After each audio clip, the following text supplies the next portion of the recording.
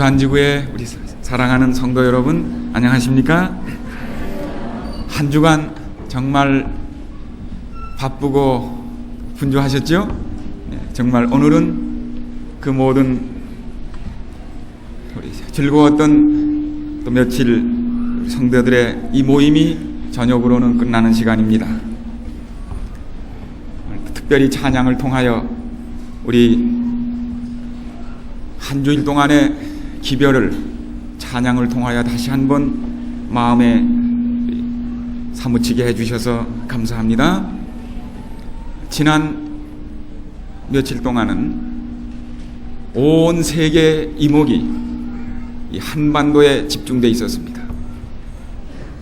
유엔과 온 세계 매스컴들이 한반도에서 무슨 일이 일어날지에 대하여 초미의 최고의 관심을 기울인 며칠이었습니다. 우리는 바로 그 시간에 이곳에서 정말 하나님의 은혜로 특별한 집회를 가지게 되었습니다. 하나님의 관심은 지금 평양에 있지 아니하고 이 자리에 있다는 사실을 기억하시기를 바랍니다. 하나님의 관심은 이 땅에 왜 평화가 더 계속돼야 하는지 이유는 평양에 있지 않고 이 자리에 있다는 사실을 기억하시기를 바랍니다. 참으로 우리 6.25 때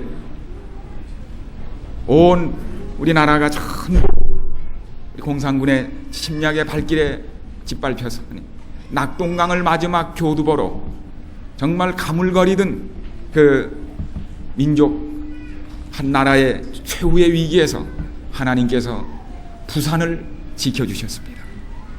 부산이 만약에 짓밟혔더라면 지금의 대한민국은 결코 잊지 않습니다. 그때 부산을 지켜주신 하나님께 참으로 감사드립니다. 하나님께서 아직도 이 민족의 운명을 지켜준 이 부산 도성에 이토록 주님을 사랑하고 주님을 위하여 무슨 일이든지 할 수 있는 성도들을 주셨음을 인하여 감사합니다. 저는 이 땅에 왜 하나님이 평화를 더 주셔야 하는지 이유를 바로 여러분에게서 분명히 찾고 있습니다. 정말 여러분께서 그런 깊은 확신과 인상을 이번 기간 동안 분명히 보여주셔서 참으로 감사합니다. 여러분들 많은 분들은 처음 뵙는데도 얼마나 반가운지 모르겠어요. 얼마나 참 많이 깊은 정이 든 이런 우리 하늘 백성인 것을 다시 한번 확인하게 되었습니다. 우리가 오늘 오전 아주 급하지만 요한복음 공부를 오전에 끝냈습니다. 중앙교회를 가득 메운 우리 귀한 성도들과 함께 요한복음을 끝냈는데 사실은 끝내질 못했습니다. 왜냐하면 요한복음은 끝내지 않기로 돼 있어요. 요한복음 맨 마지막 장인 21장 25절에 보면 예수의 행하신 일이 이 외에도 많으니 만일 낱낱이 기록된다면 이 세상이라도 이 기록된 책을 두기에 부족할 줄 아노라 그랬습니다. 예수님이 행하신 일, 그분의 마음을 다 기록을 한다면 이 땅이라도 그 기록을 감당할 수가 없다는 겁니다. 왜 그럴까요? 그 얘기가 무슨 얘기이기 때문에 그래요? 사랑의 얘기이기 때문에 그렇습니다. 사랑 얘기는 끝이 안 나게 돼 있습니다. 요한복음은 결코 끝날 수 없는 책이에요. 왜요? 사랑 얘기이기 때문에 그렇습니다. 하나님이 세상을 이처럼 사랑하셨음을 표현할 수가 없어요. 그래서 요한복음을 우리가 공부로 끝내는 일은 불가능합니다. 그것은 끝없는 하나님의 사랑을 표현한 그런 영원한 글이기 때문에 그랬습니다. 그래서 여기 콜리어 목사님 그분의 식당 벽에 이런 붙여진 이런 규절을 쓰셨다고 말씀했습니다. 나는 예수님께 물었다. 당신은 나를 얼마나 사랑하시지요? 예수님께서 말씀하시기를 이만큼 그의 팔을 펴보이시고는 돌아가셨다. 바로 예수님께서 십자가에서 우리가 그분에게 물을 때 우리를 얼마나 사랑하시는 거예요? 이만큼. 그리고는 팔을 벌린 채로 십자가에서 돌아가셨습니다. 그만큼 우리를 사랑하셨습니다. 하나님이 세상을 그만큼 사랑하셨습니다. 그것이 끝없는 사랑의 얘기입니다. 한국전이 터졌을 때 여기를 방문했던 외국의 한 종군 기자가 자기 눈에 띄어진 한국의 제일 진 풍경이 아주 인상을 주었던 진 풍경이 무엇이었는가, 그것을 쓴 기록에서 그는 그 전쟁통에 집은 다 부서지고 먹을 것도 없고 모든 것은 풍지박산 폐허가 된 그때 그의 눈을 관심을 정말 끌었던 것이 뭔가 하면 그 전쟁통에 한국의 어머니들이 아이들에게 길거리에서나 아무에서나 부끄러움 없이 열심히 젖을 빨리고 있는 광경을 목도했습니다. 그는 그 기록에서 나는 젖을 빨리고 있는 한국 어머니의 모습에서 한국의 내일을 보았다 그랬습니다. 이 나라는 희망이 있는 나라다. 저런 젖을 먹는 아이가 마침내 한국을 폐허와 불행에서 마침내 건질 것이다. 저런 어머니가 있는 나라는 망하지 않는다 그랬습니다. 부끄러움 없이 아무 데서나 그 전쟁 소요 속에서도 아이를 감싸고 젖을 먹이는 그 어머니의 모습 속에서 한국의 내일이 보였던 것입니다. 그런 젖을 먹은 아이들이 자라서 오늘의 우리 조국을, 오늘의 교회를 만들었다는 사실을 우리는 확신할 수밖에 없습니다. 우리는 첫날부터 시작해서 우리가 왜 태어났는지, 왜 사는 것인지 이 사실을 확인했습니다. 우리가 왜 태어났다고요? 사랑 때문에 태어났습니다. 왜 산다고요? 사랑받기 위하여 삽니다.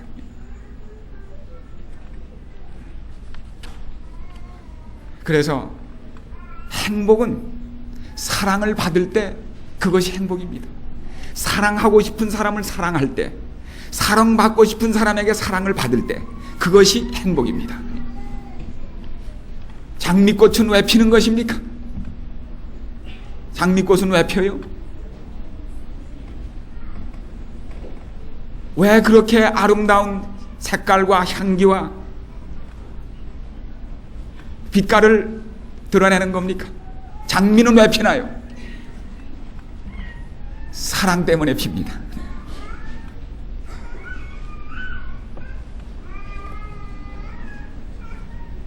이 꽃들이 왜 피는가? 사랑 때문에 피는 겁니다. 사랑받기 위하여 피는 겁니다. 사랑을 표현하기 위하여 피는 겁니다. 호박꽃은 왜 펴요? 거기다 뭐까지 감춰놨어요? 꿀까지. 사랑은 이렇게 달콤하다는 거예요. 새는 또 왜 우는 겁니까? 사랑 때문에 울어요. 사실 새들이 뻐꾸기가 울고 뭐 울 때 그게 왜 우는지 아세요? 사랑을 찾느라고 우는 겁니다. 메이트 찾는 거예요. 사랑을 찾기 위하여 우는 겁니다. 이거는 제 말씀이 제가 드리는 말씀이 아니라 우리 정로의 계단에 나타난 대로 하나님은 곧 사랑이시라는 문구는 방싯방싯 피는 꽃봉오리마다 뾰족뾰족 돋아나는 풀상마다 기록되었다. 공중을 즐거운 노래로 충만케 하는 아름다운 새들, 향기를 풍기는 연연하고 고운 꽃들, 잎이 청청하게 무성한 수풀의 교목들, 이 모든 것은 우리 하나님의 인정있고 자비가 넘치는 그 자녀들을 행복해 하시려는 하나님의 소망을 증거하는 것이다. 그게 참 우리에 대한 뭐예요? 하나님의 사랑의 표현이라는 사실입니다. 온통 지구는, 우주는 하나님의 사랑의 스튜디오예요. 모든 것이 사랑입니다. 하나님의 우리를 사랑하심을 꽃잎 하나에다가 이 모든 잎사귀 하나에다가 적혀진 모든 글자가 하나님은 사랑이시라는 글자인 것입니다. 우리의 몸을 만들고 있는 세포, 100쪽이나 된다는 세포, 이 세포의 맨 핵에 핵산이 있고 DNA, 그것이 사슬로 이루어져 있습니다. 단백질을 암호로 만든 두 가닥로 따여진 그런 나선형의 긴 사슬이 나옵니다. 거기에 뭐 적혀져 있는가 하면 사람에 대한 모든 정보가 단백질 암호로 적혀 있습니다. 이거를 쭉 줄을 풀면은 얼마나 긴가 하면은 우리 세포에 그 쓰여진 많은 메시지들, 글들입니다. 그게 암호 글들이에요. 그게 태양을 한 바퀴 돌고 오는 길입니다. 그 사슬이, 긴 사슬, 그 사슬에 쓰여진 모든 기별이 한마디 한마디가 뭡니까? 하나님은 사랑이라는 메시지가 우리의 세포 속을 가득 채우고 있는 것입니다. 거기에 하나만 이상이 있어도 유전형질의 이상이 생겨서 엄청난 질병이 생기고 유전적인 병들이 생기고 큰 혼란이 일어나는 것입니다. 그러므로 사랑과 생명, 그것은 원인과 결과입니다. 사랑과 생명. 그런데 이 인간은 어떤 존재인가? 사람은 반응하도록 만들어진 존재입니다. 옆에 분을 신뢰가 되시면 보시지 마시고, 신뢰가 안 되시면 이렇게 서로 보시면, 요 눈이 뭐 하는 기구인지 아십니까? 이거 광학기구인데, 빛에 대하여 반응하는 기구입니다. 빛을 비추면 여기에서 반응을 합니다. 그 결과로 보는 것입니다. 코는 뭐 하려고 이렇게 여기 있어요? 코가. 냄새에 대하여 반응하도록 된 게 이겁니다. 화학적인 반응을 합니다. 꽃이 향기를 맡고 음식에 뭐 그런 냄새에 대하여 반응하도록 된 것이 코입니다. 요 입은 뭐죠? 혀는 뭔가요? 맛에 대하여 반응합니다. 전부 화학적 반응입니다. 귀는 뭐 하는 건가요? 소리에 대하여 반응하는 겁니다. 그리고 보니까 우리 온몸이 전부 무슨 거예요? 반응하는 기구예요. 전부 기계들을 달고 있는 겁니다. 이 피부가 가죽이 아닙니다. 이게 그냥 가죽이 아니고 이게 뭐예요? 이 세포가 전부 뭐 하는 겁니까? 촉감이라고 하는 모든 감촉을 다 느끼는, 이게 전부 신경으로 되어 있습니다. 만지기만 해도 이게 느껴지는 겁니다. 온 몸이, 온 인간의 오감이, 육감이 이게 온통 뭐예요? 반응하기 위하여 만들어진 겁니다. 그래서 인간은 반응하는 존재예요. 그런데 이게 어디에 대하여 반응하게 되어 있는가? 음식을 보면 눈으로, 맛으로, 냄새로 반응을 해요. 그런데 사랑할 때는 이 모든 것이 총동원됩니다.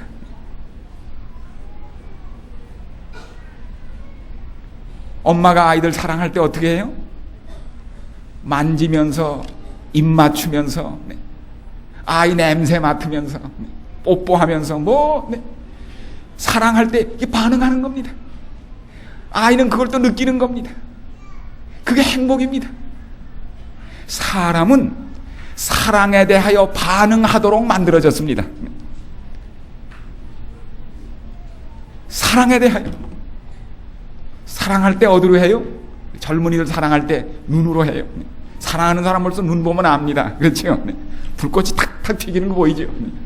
얼굴이 밝아지면서. 사랑으로 반응해요.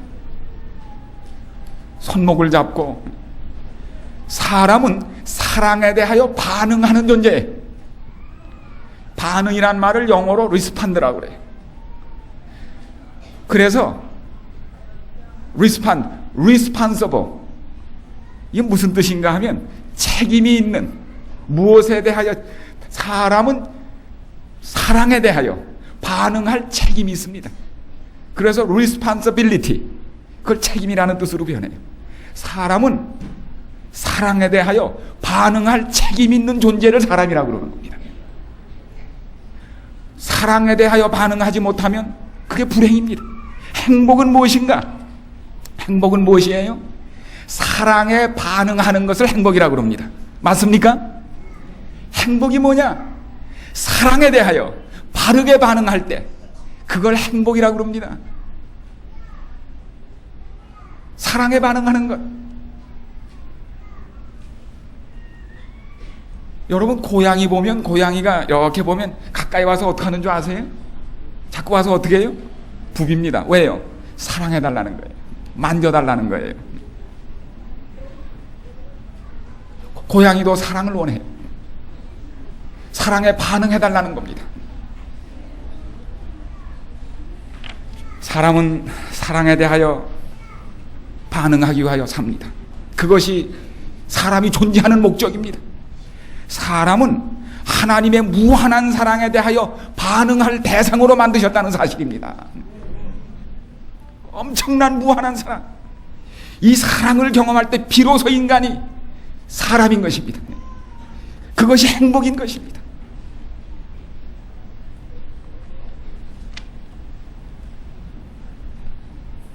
우리 이 땅의 최고의 행복은 뭐예요? 남녀가 사랑을 서로 반응하는 것입니다. 그래서 결혼하잖아요. 부모의 제일 큰 기쁨은 뭐예요? 자기가 낳은 자식과 부모가 뭐 하는 거죠? 사랑으로 반응하는 겁니다. 그게 행복입니다. 저희 집사람이 지금도 어머니 날만 되면 자꾸 하는 얘기가 있어요. 내가 일생의 최고의 어머니 날을 한번 보낸 게 그게 뭔가. 우리 앤드루스 대학교에 있을 때 우리 아이가 유치원을 다녔는데 그때까지 기저귀를 차고 있었어요.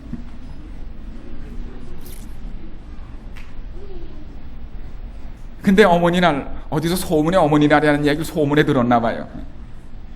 그래서 유치원에 갔다 오다가 집에 들어오더니 뭘 엉거주춤하게 해가지고 들어왔는데 여기서 뭘 꺼내는가 하면 학교 갔다 오다가 학교 화단에 있는 가시도 친 장미를 꺾은 거에 몰래 들어가서 그래서 여기다 감춰가지고 와가지고 그 또 들키면 안 되는 그것도 또 알고 와가지고 엄마 마더스데이 그렇게 우리 집사람이 눈물이 핑 돌았어요.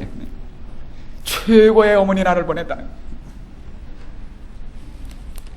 제가 지난번에 우리 아이들이 있는 미국에 잠깐 제가 먼저 혼자 들어갔습니다. 그랬더니 우리 딸아이가 혼자 있다가 얼마나 좋아하는지. 제가 이 시차가 있기 때문에 아침에 일찍 깨지 못하고 잠을 자고 있었는데 잠을 자고 일어났더니 얘가 벌써 학교를 갔어요. 피우시에. 그랬더니 거기다가 요만한 슬립 카드를 하나를 제 옆에다가 놓고 갔어요. 여기다 굿모닝 아빠 그랬어요. 영어하고 한국말을 같이 섞어서. 그래서 It's good to have you home. 아빠 집에 와서 정말 좋아요. Sleep long, okay? 오래 잘하는 거예요. 내가 8시 아침 8시 클래스에 가야 하기 때문에 떠나요.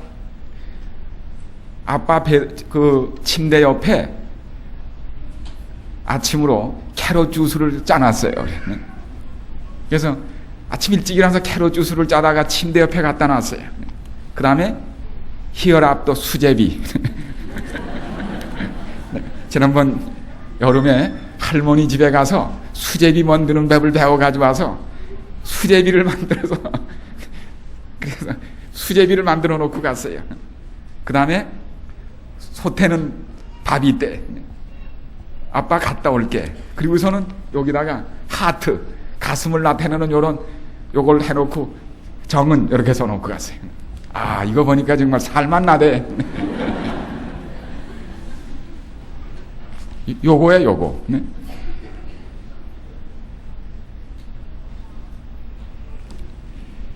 이게 사람 사는 맛입니다. 이런 거예요.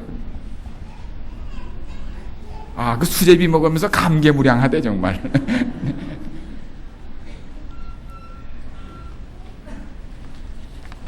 여러분, 사람은 사랑 때문에 삽니다. 사랑을 주고받을 때 그때가 자기의 삶의 보람과 가치와 의미를 아는 때입니다. 사람은 사랑받지 못하면 아무것도 아닙니다.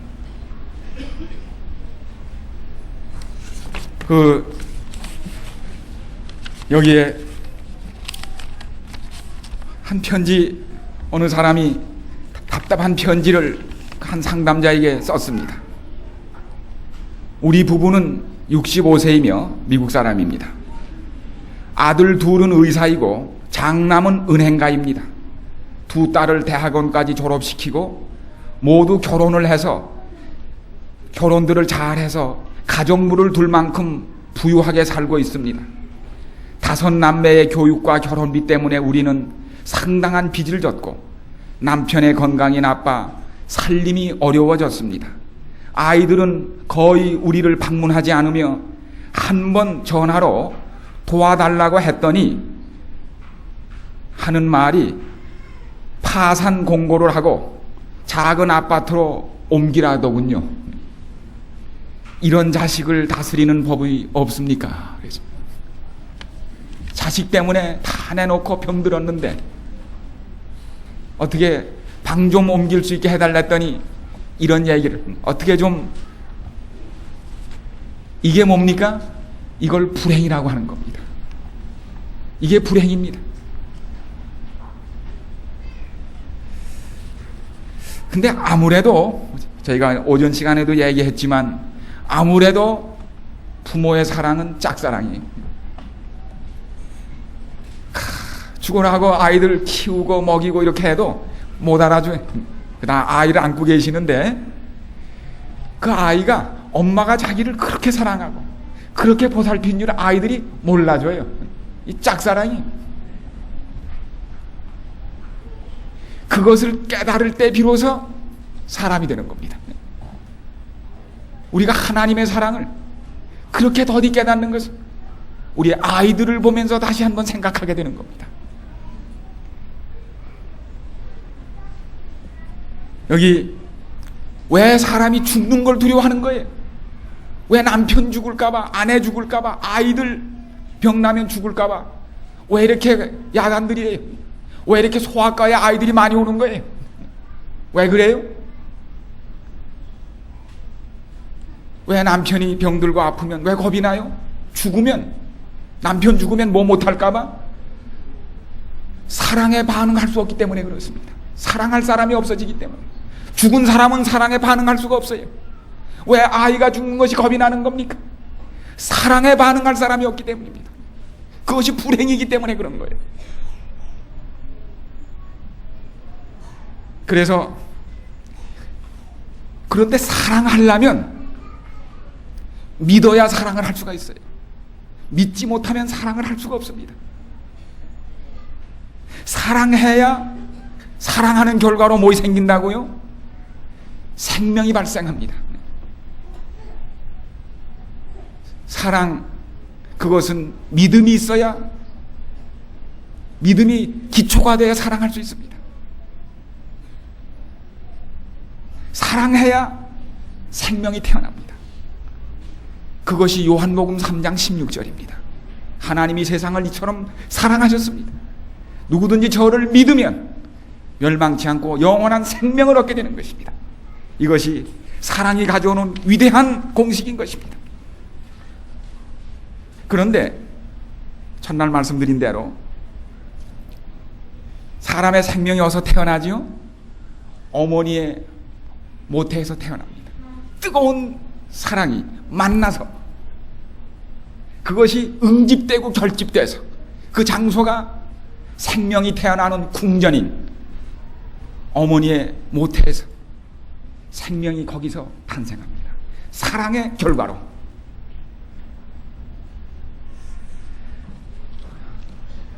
요한복음 3장에서 밤에 예수님을 찾아온 니고데모와 예수님 사이에 있었던 대화의 내용이 뭔지 아십니까?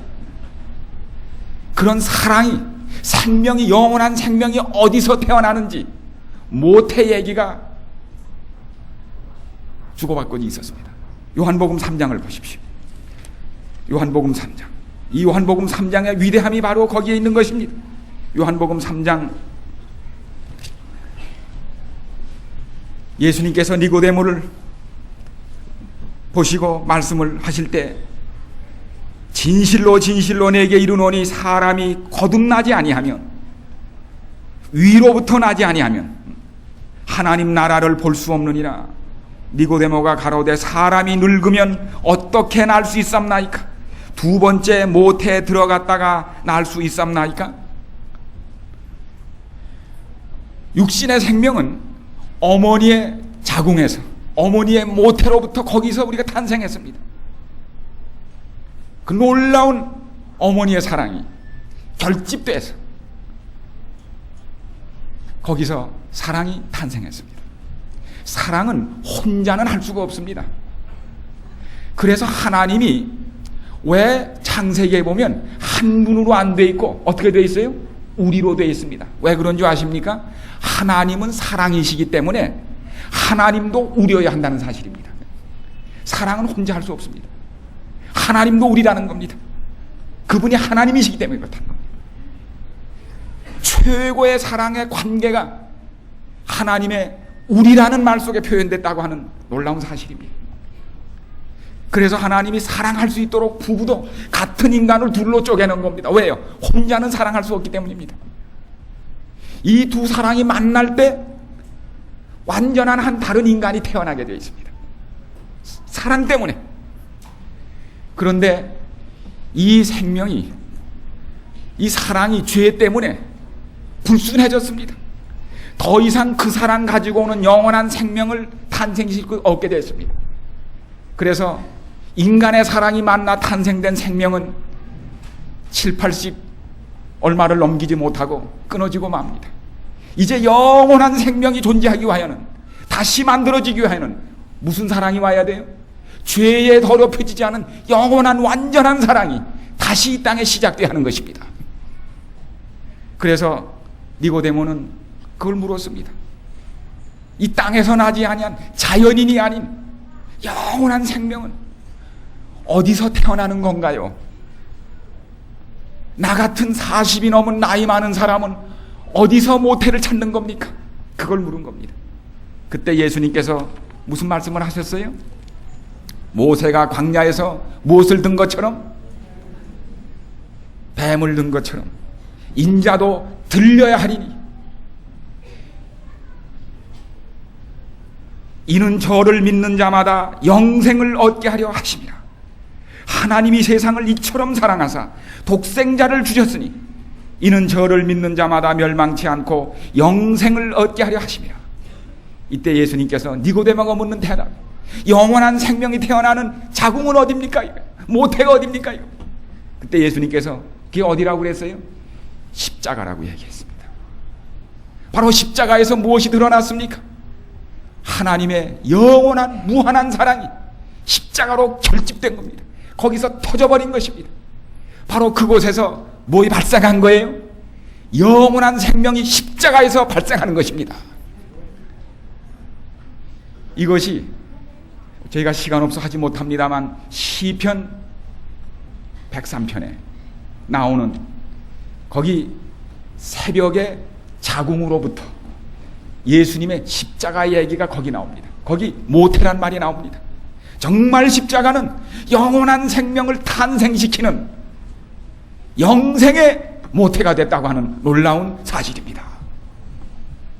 사랑 있는 곳에만 생명이 태어나게 되어 있습니다. 생명이 태어난 엄청난 고통과 엄청난 사랑의 희생이 십자가에 모여서 거기에서 영원한 생명이 발생한 것입니다. 니고데모가 이 말을 당장 깨달을 수가 없었습니다. 그러나 그 후 거의 1년이 지난 후에 그는 예수님이 하신 말씀을 기다렸습니다. 모세가 광야에서 뱀을 든 것 같이 나도 들려야 하리니 십자가입니다. 그때 내가 똑똑히 그것을 바라보고 있으면 내가 원하는 그 질문의 대답이 너에게 경험될 것이다. 그날 예수님이 십자가에 달리시던 날 니고데모는 똑똑히 그 장면을 직시했습니다.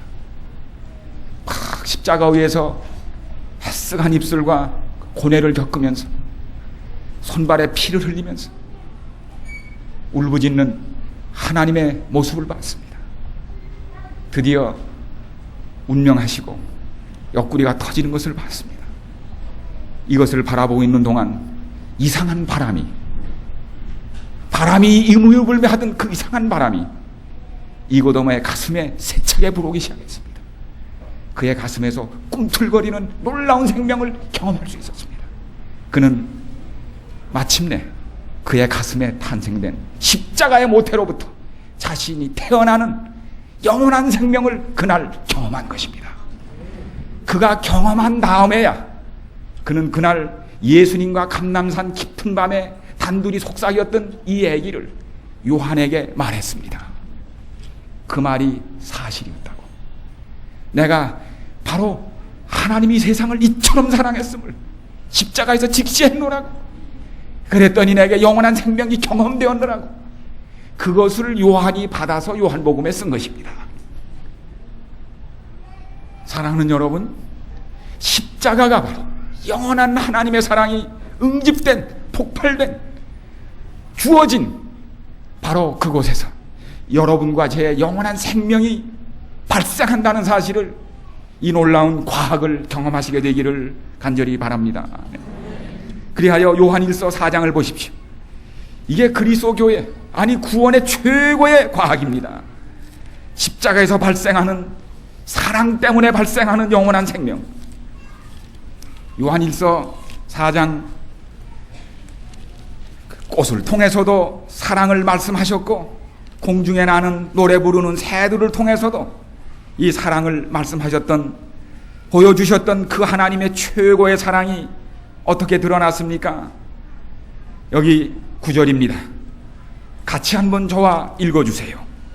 하나님의 사랑이 우리에게 이렇게 나타난 바 되었으니 하나님이 자기의 독생자를 세상에 보내심은 저로 말미암아 우리를 살리려 하심이니라. 사랑은 여기 있으니 우리가 하나님을 사랑한 것이 아니요 오직 하나님이 우리를 사랑하사 우리 죄를 위하여 화목제로 그 아들을 세상에 보내셨음이니라. 사랑하는 자들아, 하나님이 이같이 우리를 사랑하셨은즉 우리도 서로 사랑하는 것이 마땅하도다. 하나님의 사랑이 꽃을 만드시고 새들에게 사랑의 노래를 가르치신 그 하나님의 최고의 사랑이 표현된 데가, 사랑을 주신 데가 어디라고요? 그 아들을 십자가에 죽게 하심으로 죽음보다 강한 사랑을 십자가에서 확인하신 것입니다. 죽음보다 강한 사랑이어야 뭘 만들어낸다고요? 생명을 만들어냅니다.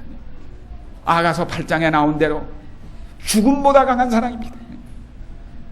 여기 시대의 소망에도 같은 말씀을 하셨습니다.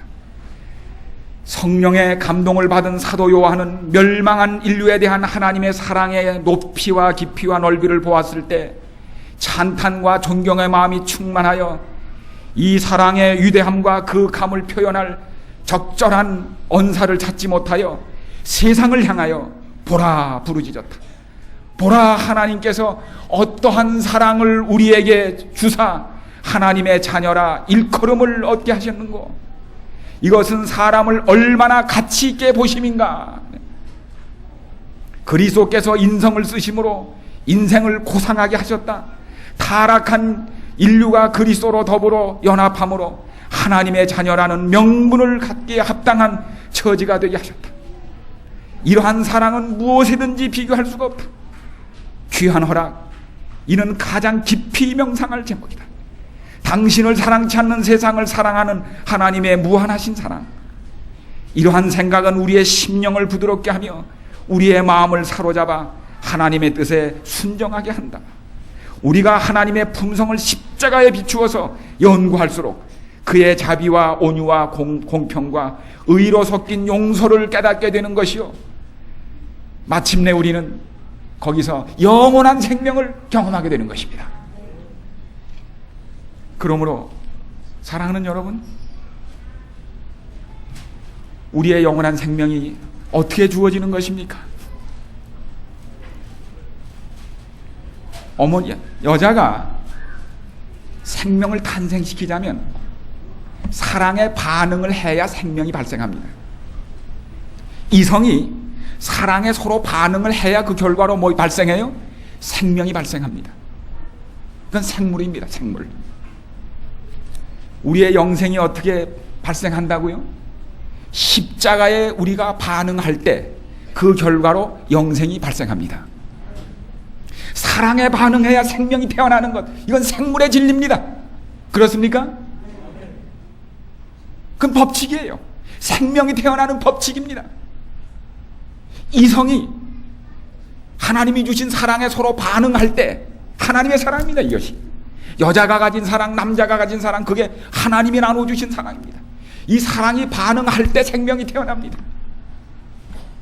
십자가에 드러난 하나님의 영원한 사랑, 죄 없는 사랑, 완전한 사랑에 인간이 반응할 때 거기에서 뭐가 발생합니까? 영원한 생명이 발생한다는 사실을 확신하시기 바랍니다. 그게 영생의 비결입니다. 영생이 존재하는 과학입니다.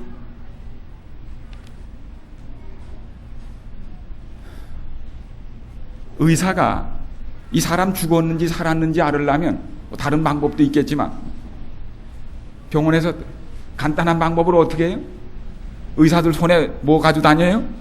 전지 가지고 다녀요. 플래시 조그만 거. 그래서 이 사람 죽었나 살았나 보려면 어떻게 해? 눈 이렇게 하고 거기다 뭐 비춰봐요?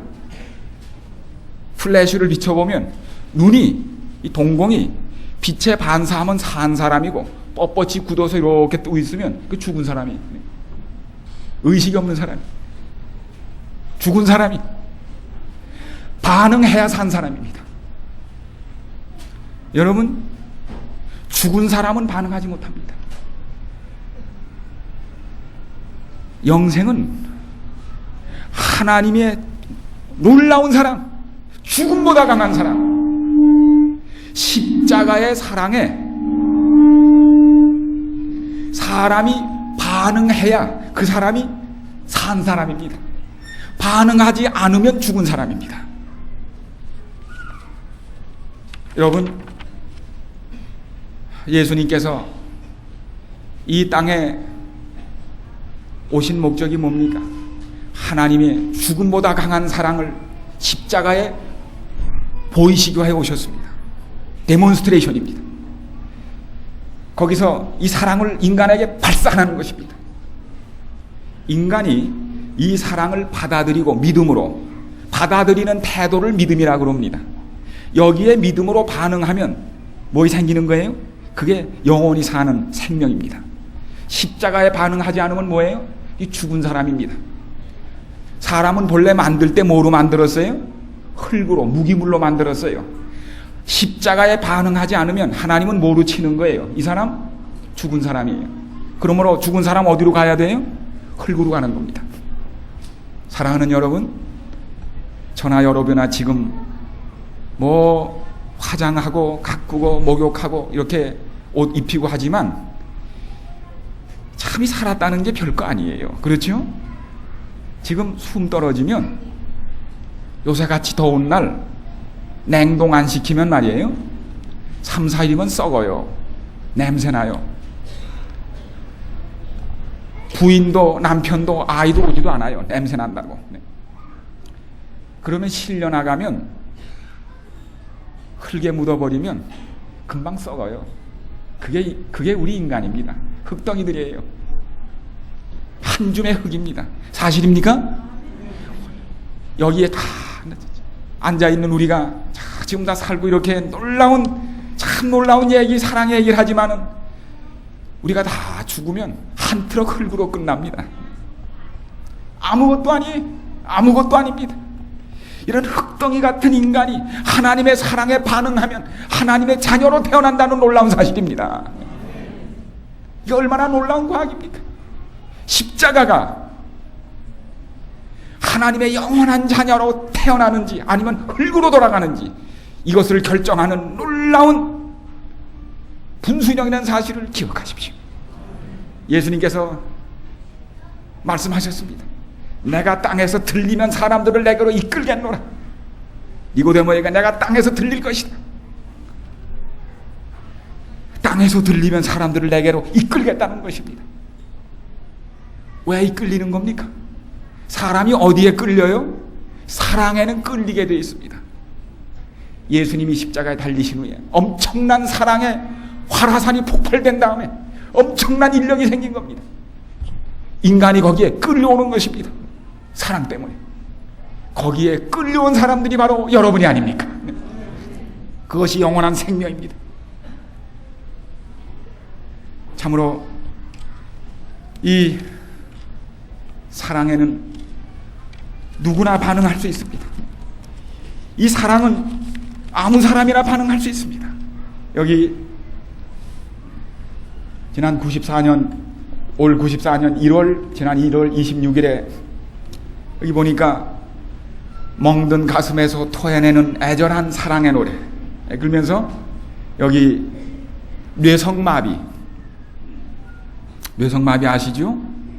고아 10명이 쓴 시집을 이 신문에 소개했는데 읽으면서 가슴이 참 뭉클했습니다. 여기 이들은 가슴속 깊이 새겨진 소외의 상처와 아픔을 갖고 있다. 동네에서 신나게 뛰어놀던 어느 날 갑자기 몸이 비틀어지는 것을 경험하고 하늘과 땅 같았던 부모들이 몰래 떠나가는 것을 경험해야 됐다. 시집에는 이들이 어린 시절부터 생생하게 간직하고 있는 절망과 고통 혹은 외로움에 대한 원망에서부터 이를 극복하려는 의지 이런 것들이 오히려 삶에 감사하는 마음으로 담겨 있다. 여기 시 중에 이런 시가 하나 나와요. 그 아이들이 쓴 고아 뇌성마비 아이들이 쓴 시입니다. 어렸을 적에 병원에 옮겨져서 부모도 기억하지 못하고 고향도 기억하지 못하는 이 23살 된 김소아 군은 여기 그리운 아버지를 찾아서 그런 시에 그리운 아버지를 찾아서 떠나보는 발길은 타오르다 사라지는 저녁널과 같고 구름처럼 떠돌다 눈물 질른 나의 마음은 종이학과 같다네. 그리운 아버지를 찾아서 사랑을 전하면 나도 아버지의 사랑을 느끼며 뜬구름에 작은 꿈을 심는다. 나의 정성을 다하여. 이 아이가 자기를 버리고 떠난 아버지를 기다리고 있는 겁니다. 아버지의 사랑을 그리워하는 겁니다.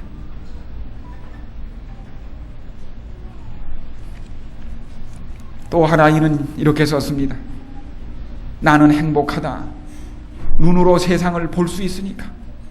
나는 행복하다. 사랑을 할 수 있으니까. 사랑만 할 수 있으면 행복한 겁니다. 뇌성마비라 할지라도, 몸이 뒤틀어졌을지라도 의식이 있어서 사랑만 할 수 있으면 행복하다는 사실입니다. 나는 행복하다. 언제나 꿈을 갖고 살아가니까.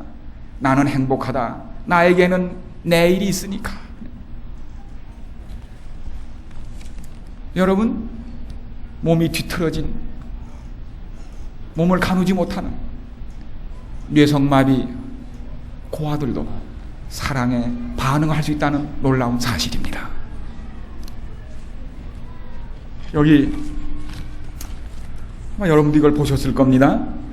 주님과 지고 가는 십자가라고, 그 송명희 양이라고, 여기 날 때부터 뇌성마비로 태어나가지고 그가 17년 동안 지났습니다. 그는 정말 사는 것을 원망하며 저주했습니다. 여러 번 죽으려고 했는데 몸이 말을 듣지 않아서 죽을 수도 없어요. 아버지는 택시 운전하다가 폐병에 걸려서 피를 토하고, 집은 싼 집을 찾아다니려고 전전긍긍 이사라고, 정말 죽고 싶어서 몇 번이나 죽으려고 했지만 죽을 방법도 없어요.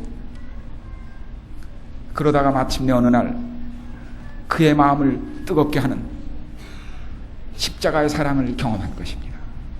그는 이 사랑에 세차게 반응했습니다. 그는 그 순간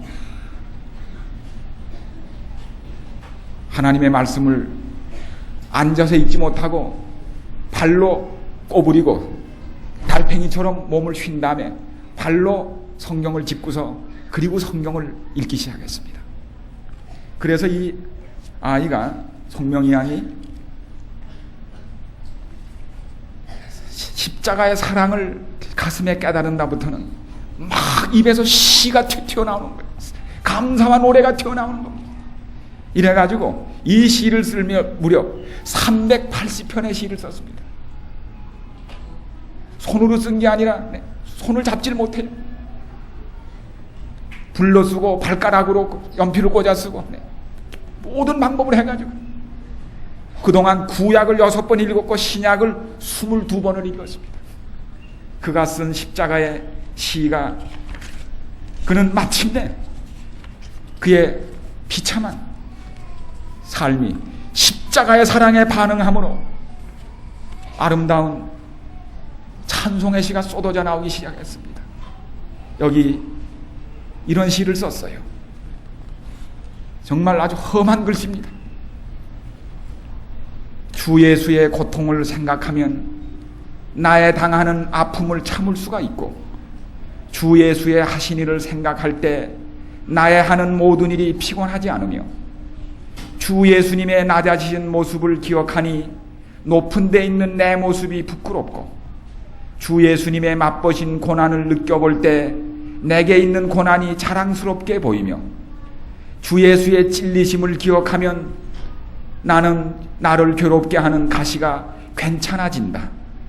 주 예수께서 하신 기도를 들으면 나의 기도 부족함이 발견되고, 주 예수님 흘리시던 보배 피는 나의 무익함을 깨닫게 하시며, 예수님이 짊어지신 십자가를 바라보니 주를 위한 나의 짐이 가벼워진다.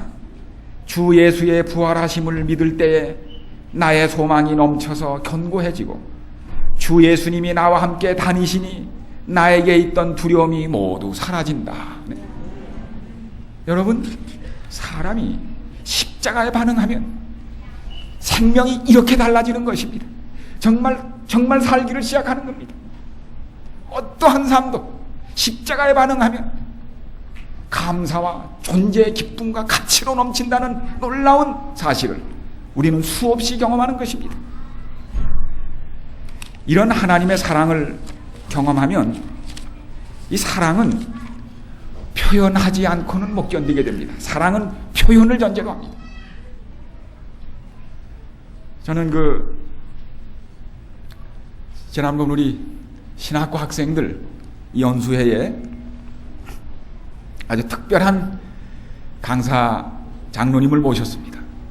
저 안면도에 그 계시는 최용한 장로님, 우리 거기 이 안면 있는 고남에 있는 우리 중학교에, 우리 교회 학교는 아니지만 그분이 세우셔서 안식일을 지키는 우리 교회 학교입니다.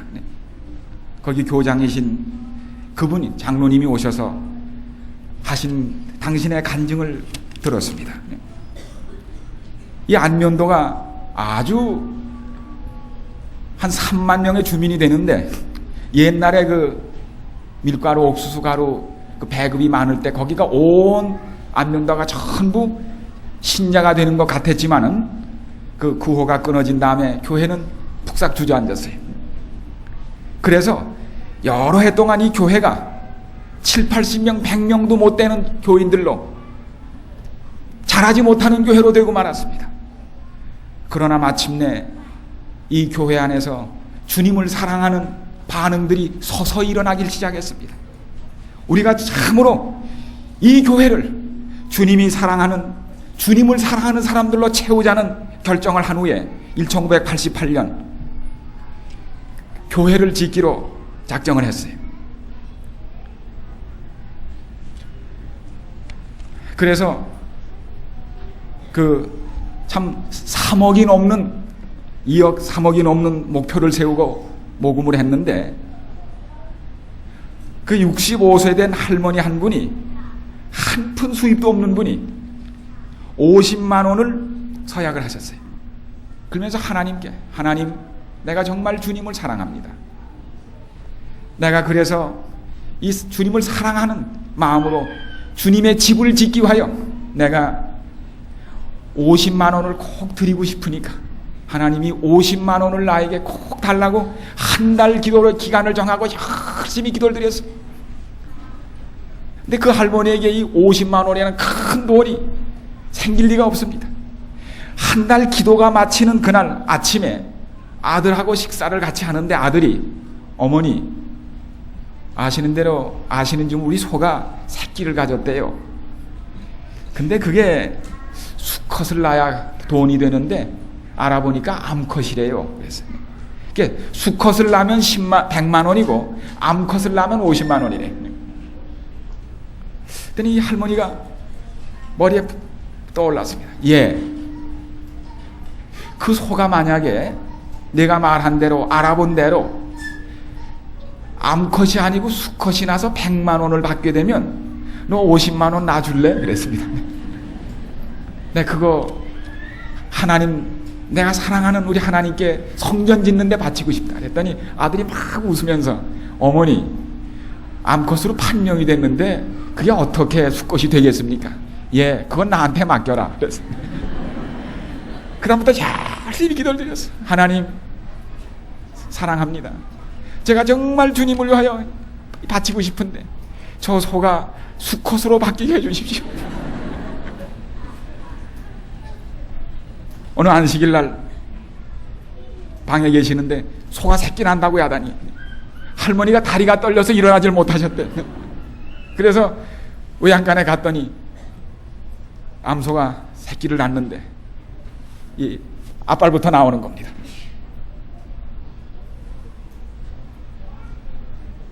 발이 나오면서 야, 수컷이다 그러는 거예요. 수컷이 나온 겁니다. 할머니가 거기 오양간에 엎드려서 눈물 흘리며 기도를 해서 하나님 감사합니다. 조금 있더니 또 하나 나온다고 합니다. 이번에도 수컷 또 나왔어요. 이번엔 더욱 놀란 게 아들입니다. 아들의 얼굴이 엄숙해지는 거예요. 어머니, 이런 일은 있을 수가 없습니다. 이거는 어머니 기도 때문에 난 겁니다. 저도 100만 원을 드리겠습니다. 아들은 교회를 안 나오는 사람이에요. 며느리 다 안 나오는 사람. 그래서 150만 원을 드렸습니다. 그리고 1992년에 이 놀라운 사실에 충격을 받은 아들과 며느리가 전부 침례를 받았습니다. 자녀들을 삼육학교에 넣었습니다.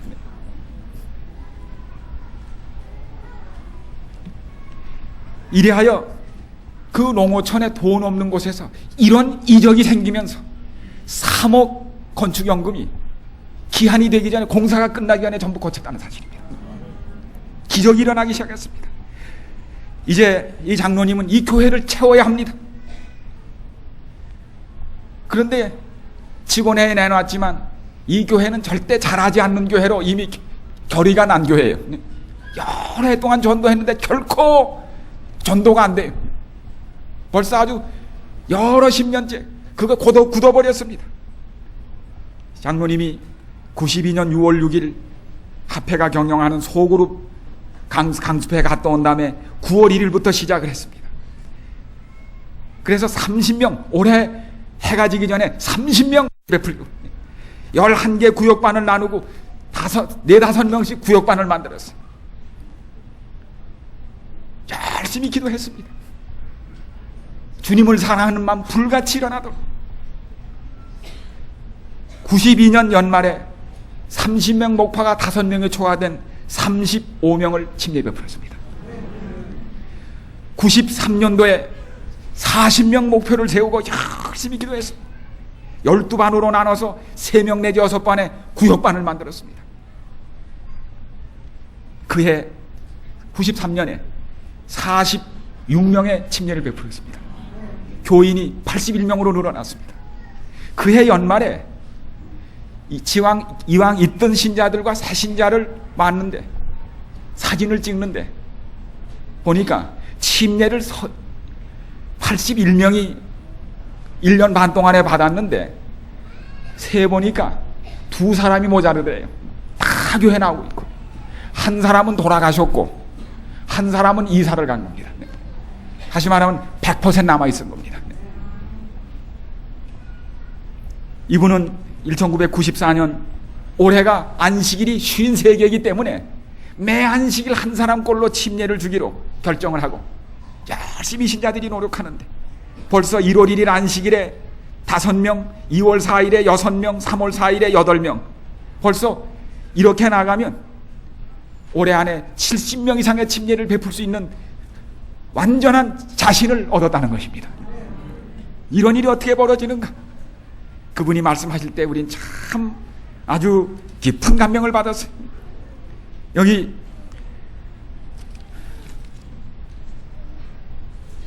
그 집사님 중에 한 분이 교회를 나오시는데, 7년 이상 교회를 나오시는 분인데 남편이 알코올 중독이에요. 교회를 반대하는 정도가 아니고 얼마나 때리는지. 그래서 이 집사님이 여러 번 성경 단면은 다 찢겨지고, 어떤 때는 멍이 들어서 뭘 붙이고 나오시고, 너무 멍이 많이 들면 교회를 못 나오시고, 참 안타까운 날들이 7년 이상 계속됐습니다. 이제 교회를 새로 짓고 위에서 예배를 드리는데 어느 안식일 현관이 부서지는 소리가 들려요. 그래서 집사님들이 뛰어나가 보니까 이 남편이 와가지고 현관 그 두꺼운 유리를 손으로 때려가지고 휘중에, 문이 부서진 건 문제가 아닌데 동맥이 끊어져 버렸습니다. 피가 뻗는 거예요. 그래서 참 예배를 드리다 말고 이 차를 4대를 동원해서 1시간 밖에 있는 저 서산읍까지, 병원까지 달려갔습니다. 얼마나 피를 많이 흘렸는지 벌써 의식을 잃었고 10분만 늦어도 목숨을 회복하기 힘든 그 지경까지 갔습니다. 모든 신자들이 엎드려 기도하고 지켜보는 가운데 수혈을 하고 의식이 돌아왔습니다. 의식을 돌아보고 이렇게 보더니 그분이, 아니 유리 하나 깬 거 한 사람만 받으러 오지 이렇게 여러 사람이 받으러 올 게 뭐 있느냐고. 부인이 울면서, 여보, 이분들이 유리값 받으러 온 게 아니야. 거기 입원해 있는 동안에 이 교회가 팀을 짜가지고 구역반별로 매일 방문을 간 겁니다. 이때가 10월 달이기 때문에 추수 때 형제도 와보지 않고 가족도 와보지 않는데 이 구역반들이 매일 먹을 것과 마실 것을, 과실을 싸가지고 매일 방문을 간 겁니다. 드디어 여러 주일 만에 이분이 그 퇴원하는 날 교회에서는 혼자 퇴원하지 말라고 우리가 모시러 가겠다고. 그래서 차가, 교회 차가 여러 대 갔습니다. 가가지고 다 짐을 싣고 그분을 가운데 놓고 에스코트를 하고서 돌아갔어요. 다음 안식일 그분이 부인과 함께 교회를 나왔습니다. 침례를 받았습니다. 이 사람의 인도로 1993년 5명이 침례를 받았습니다. 지금 4명의 구도자를 또 열심히 가르치고 있습니다. 그 동네에서 저 사람이 교회를 나가면 10손가락에 불을 장을 지지겠다고 한 사람이래요. 온 동네가 지금 놀라움에 가득 찬 겁니다. 그러면서 집사님 말씀이 요새 우리 집은 진짜 신혼생활이에요 그러더래. 너무너무 사는 게 재밌대. 여기 또 한 집사님 한 분은 나도 이 뜨거운 주님의 사랑 느꼈으니 사람을 주님께로 인도해야 되는 난 방법이 없어.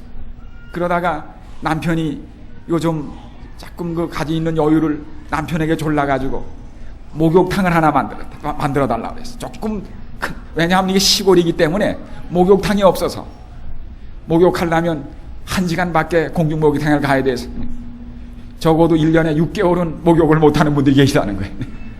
그래서 목욕탕을 만든 다음에 평소에 꼭 주님께로 인도하고 싶은 그분들을 모셔다가 여자분들 한 분씩 두 분씩 모셔다가 물을 따뜻하게 데우고 목욕을 시켜드리면서 가서 때를 밀어드리는 거예요. 때를 밀어드리고 그 다음에 벗어놓은 옷에 조금씩 물을 뿌리고 해가지고 아이고 옷이 젖었네요. 그리고는 새 옷을 꺼내서 새 옷을 속옷을 입혀드리고 그 다음에는 점심때 오신 분이면 점심을 만들어서 대접하고 오후에 오신 분은 저녁을 대접하고 이분들이 돌아가서 그가 받은 사랑을 가족들에게 얘기하는 겁니다. 이 8사람이 전부 침례를 받았습니다. 네. 사람은 사랑에 대하여 반응하게 되어 있습니다. 정도가 다른 게 아닙니다. 십자가로 받은 놀라운 사랑을 사람에게 보내면 사람은 산 사람은 죽은 사람은 할 수 없고 산 사람은 사랑에 대하여 반응할 수 있다고 하는 사실입니다. 이 장로님 말씀하시면서 많은 얘기가 있는데 오늘 시간이 너무 됐습니다. 이 장로님이 한번 밤늦게까지 전도를 다니시는데 갔더니 들어오지 말라는 겁니다. 남편이 지금 왔지만은 지금 고단에 쉬기 때문에 안 된다는 거예요. 그래서 이 회갑이 넘은 이분이 참 자존심도 상하고 하셨지만 거기 집이 있는 반모루에서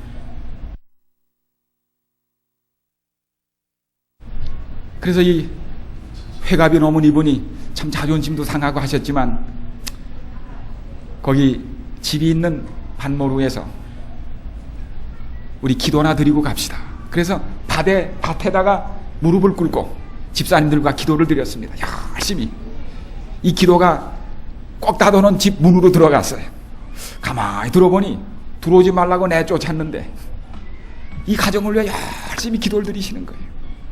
조금 있다 문이 열리더니 들어오시라는 거예요. 그래서 얘기하는 가운데 무엇이 제일 필요하시냐고 그랬더니 그 부인이 내가 이 다리가 좀 짧은데 내 평생 소원은 다리 좀 한번 길어지는 거예요. 그러면 내가 저 여수에 내가 아는 이 뼈의사 의사가 있는데 그러면 같이 한번 가자고. 그 다음날 여러 시간 6, 7시간 먼 7시간이 걸리는 거기를 운전을 하고 가가지고 몇 개월 후에 약속을 하고 이분을 수술을 받게 해서 그동안 여기를 이 바쁜 중학교 교장 장로님이 7번을 여수를 왔다 갔다 했다는 겁니다. 드디어 퇴원했습니다. 그 다음날 아무 말도 하지 않았지만 이 두 분이 교회에 나와서 침례를 받았습니다. 여러분, 사람은 사랑에 반응하게 돼 있어요. 전도가 다른 거 아닙니다. 십자가의 사랑을 보이시기 바랍니다. 여러분이 받은 사랑을 반응하시기 바랍니다. 그것이 전도입니다. 사람은 사랑에 꼭 이끌립니다. 이분이 어떻게 이런 놀라운 일을 이루실 수 있었는가? 이분 목사님 아닙니다. 바쁜 장로님입니다. 중학교 교장 선생님입니다. 할 일 많은 분입니다. 시간이 남아서 한 거 아닙니다. 이분이 누구신 줄 압니까?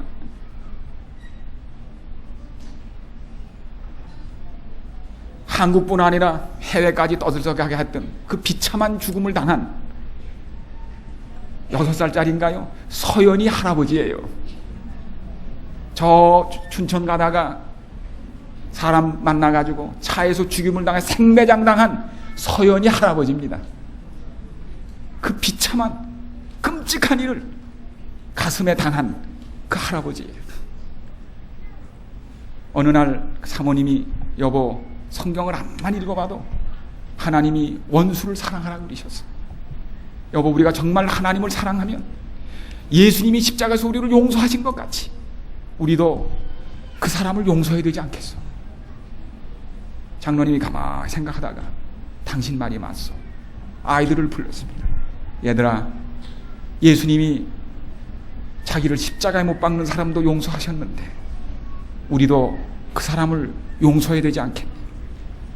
며느리는 흐느끼기 시작해요. 어떻게 그 귀여운 딸을 생매장한 그 사람을 어떻게 용서할 수 있겠습니까? 울다가 어머니 아버지가 그렇게 막 작정하셨으면 저희도 용서하겠습니다. 그래서 온 가족이 용서하기로 결심을 했습니다. 용서의 기도를 드렸습니다. 그러면 용서했으면 우리가 그걸 행동으로 보이자. 성경을 사가지고 안양교도소를 갔습니다. 꿈에도 보기 싫은 꿈의 나탈과 무슨 범인을 접견장에 불려냈습니다. 그는 그를 바라보며 용서하겠다고 얘기했습니다. 당신을 우리가 사랑하고 용서하겠다. 그가 뜨거운 눈물을 흘렸습니다. 성경을 건네줬습니다. 예수님이 우리를 용서하신 것 같이 당신을 용서한다. 그 장로님 말씀에 그의 눈물, 그의 회개가 진실됨을 말씀하시면서 그 회개가 진실되다면 그는 틀림없이 주님이 오시는 날 그를 볼 마음에 확신을 가지고 계시다고 그러더라고요. 그리고 거기 도왔던 조력했던 여자가 있는데 그는 사형을 받았지만 그 후에 그 여자도 성경을 받아들고 회개하는 가운데 지금 편지로 연락하고 있다는 사실입니다. 사랑하는 여러분, 이런 놀라운 기적이 그냥 일어난 것이 아니라 이 장로님 가정이 십자가의 죽음보다 강한 사랑, 그 사랑에 반응했기 때문에 이런 일이 일어났다는 사실을 기억하셔야 합니다. 내가 십자가에서 들리면 모든 사람을 내게로 이끌겠다고 하신 이 놀라운 사랑이 경험될 때 그 극악한 죄를 지은 사람들이 주님께 끌려 나와서 새 생명을 얻는 기적을 보는 것입니다. 이것이 전도입니다. 하나님이 기적을 우리 가운데 보이신 겁니다. 이제 우린 이런 시간을 끝내면서 우리 마지막 예수님께서 부활하셨습니다. 그러나 옛날처럼 같이 있지는 않았습니다. 베드로와 남은 제자들이 어떻게 했어요? 다시 고기를 잡으러 가자고 고기를 잡으러 갔습니다. 그러나 그날 아무 고기도 잡히지 않았습니다. 베드로는 그날 깊은 고뇌에 빠졌습니다. 고기도 안 잡히고 주님은 옆에 계시지 않고 하늘과 땅 사이에서 흐느적거렸습니다. 그날 빈 배로 밤새를 보낸 베드로와 그 동료들이 호숫가를 향하여 가까이 오고 있을 때 한 사람이 섰습니다. 고기 많이 잡았어. 아무 잡지 못했습니다. 이 편으로 그물을 내려보시오. 그들은 반신반의한 가운데 그물을 내렸습니다. 땡기는 그물이 무섭게 흔들리기 시작했습니다. 베드로는 꿈에서 깨어났습니다. 옆에 있던 요한이 얘기했습니다. 주님이시다. 베드로는 고기가 문제가 아니었습니다. 주님이 문제였습니다. 그는 그대로 물에 뛰어들어서 호숫가에서 기다리시는 주님께로 갔습니다. 제자들도 잇따라 갔습니다. 거기 갔더니 그 추운 스산한 아침에 호숫가에는 뭐이 불붙고 있었어요? 불이 펴져 있었고 물고기와 빵이 구워지고 있었습니다. 예수님께서 그들을 부르셨습니다. 춥지? 배고프고 자 둘러앉아서 조반 먹자. 그게 예수님이 이 땅을 떠나실 때 마지막 보이신 사랑이었습니다. 베드로는 제자들은 아무 말 없이 둘러앉아서 다시 한번 사랑의 모닥불에 둘러앉아서 빵과 주님이 구워주신 물고기를 뜯고 있었습니다. 그는 고기, 빵을 먹고 있는 것이 아니라 사랑을 먹고 있었습니다. 베드로의 눈에서는 눈물이 흐르고 있었습니다. 조반 먹자. 어머니가 하는 얘기입니다. 조반이 끝난 다음에 베드로는 예수님 눈을 자꾸 피합니다. 조반이 끝난 다음에 예수님이 뭐라고 말씀했습니까? 요한의 아들 시몬아, 내가 이 사람들보다 나를 더 사랑하느냐? 가로되 주여 그러하외다. 내가 주를 사랑하는 줄 주께서 아시나이다. 가라사대 내 어린 양을 먹이라. 이때 예수님께서 베드로에게 베드로야 네가 나를 사랑하느냐? 3년 반 동안 사랑을 가르쳤지만 베드로는 이 사랑에 메아리를 가르치지 않았습니다. 저주로 쳤습니다. 예수님이 다시 메아리를 보내기 시작하시는 겁니다. 그랬더니 뭐예요? 산에 가서 산울림을 하면 내가 너를 사랑한다 그러면 저쪽에서 뭐라고 그래요? 나도 너를 사랑한다 그럽니다. 근데 인간은 그렇지를 못했습니다. 마지막 순간 예수님께서는 베드로에게 다시 메아리를 보내십니다.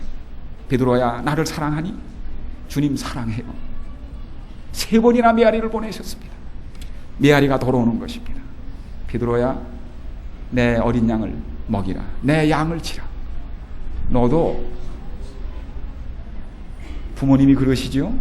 너도 자식을 낳아보면 내 마음을 알 거다. 너도 양을 사람을 살리기 위하여 전도해보면 내 심정을 알 거다. 마침내 이 디베라 바닷가에서는 작은 사랑의 메아리가 울려 퍼지기 시작했습니다. 내가 나를 사랑하느냐? 주님 사랑해요. 제자들의 가슴 속에는 이 사랑을 안고 온 세상으로 달려나가기 시작했습니다. 사랑의 메아리가 퍼지기 시작한 겁니다. 산을 넘고 물을 건너서 죽음을 무릅쓰고 이 사랑의 메아리가 퍼지고 퍼져서 마침내 온 세상이 주님의 사랑의 메아리로 가득 찬 것입니다. 바로 그 메아리가 오늘 여러분의 가슴에 울려 퍼지고 있는 것입니다. 이 사랑의 메아리에 반응할 때 거기에 생명과 행복과 기쁨이 있다는 사실을 기억하시기를 간절히 바랍니다. 이 한 사람이 우리나라에도 그런 얘기가 있죠. 나이 많은 어머니를 부모를 옛날 고려장을 했지요. 한 사람이 어머니를 지게 메고 깊은 산속으로 들어가고 있었어요. 어머니가 어떻게 했다고 그래요? 자꾸 나무 가지를 꺾어서 던져요. 그래서 아들이 어머니 왜 자꾸 그런 거 하세요? 그랬더니 얘야 산이 깊은데 네가 나를 두고 내려올 때 길을 잃어버릴까 봐 그래. 그게 어머니 마음이에요. 그런 얘기가 서양에 이렇게 있어요. 한 불란서 청년이 어느 고급 창녀촌에서 깊은 사랑에 빠졌어요. 그런데 이 창녀는 그의 사랑을 믿지를 않아요. 당신은 결국 나를 떠날 거야. 내가 정말 그렇지 않다고. 정말 그렇지 않으면 그 증거를 보여달라고. 증거가 뭐냐고. 당신이 정말 나에 대한 당신의 사랑을 보여주려거든. 당신의 어머니의 심장을 떼다가 나에게 갖다 달라는 겁니다. 이 정신 나간 이 젊은이는 그 길로 집에 가서 어머니의 심장을 찌르고 심장을 보재기에 담아서 창녀촌으로 향하고 있었습니다. 얼마나 서둘렀든지 길에서 넘어졌습니다. 보재기를 떨어뜨렸습니다. 그가 일어서려고 하는데 이 보재기에서 소리가 그의 마음에 들렸습니다. 얘야, 다치지 않았니? 얘야, 다치지 않았니? 여러분, 그것이 십자가에서 들리는 사랑의 메아리입니다. 저는 박한상 군이 어머니 아버지를 그렇게 찌르고 그의 몸에 휘발유를 뿌리다가 화상을 입었어요. 그 어머니가 그때 의식이 있었더라면 얘야, 손대지 않았니? 그럴까요? 여러분, 그것이 십자가에서 우리에게 울려 퍼지는 영원한 사랑의 메아리입니다. 이 사랑에 반응하시기를 간절히 바랍니다. 반응해야 삽니다. 반응해야 영원한 생명이, 행복이, 사람의 의미와 목적이 경험될 것입니다. 다 같이 잠시 기도드리겠습니다. 자비로우신 주님,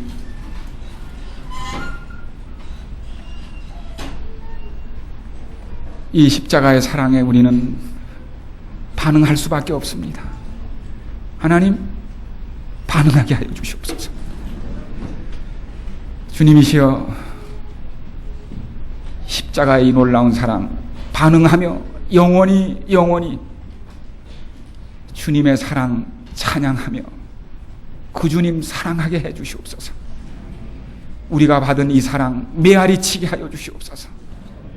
주님, 세상에 나가서 이 사랑 알지 못하여 불행한 중에, 외로운 중에, 목마른 중에 살다가 흙으로 돌아가는 우리 사랑하는 이웃들, 우리 가족들, 그들의 가슴에 이 사랑 메아리치게 해주시기를 간절히 바랍니다. 디베라 바닷가에서 시작되었던 이 놀라운 십자가의 영원한 사랑의 메아리가 우리 가슴을 울리게 하시고 우리 가정을 채우게 하시고, 주님, 이 부산 도성을 이 사랑의 메아리로 가득 채워서 주여, 이 도성에 구원받는 하나님의 자녀들이 주님 오시는 날 무수히 일어나도록 주님 사랑의 메아리를 우리의 가슴에 채워 주시옵소서. 주님 십자가의 사랑에 반응하게 하여 주시옵소서. 그리하여 우리가 흙으로 돌아갈 사람이 아니라 하나님의 사랑받는 영원한 자녀로 주님과 함께 영원히 있게 하여 주시옵소서.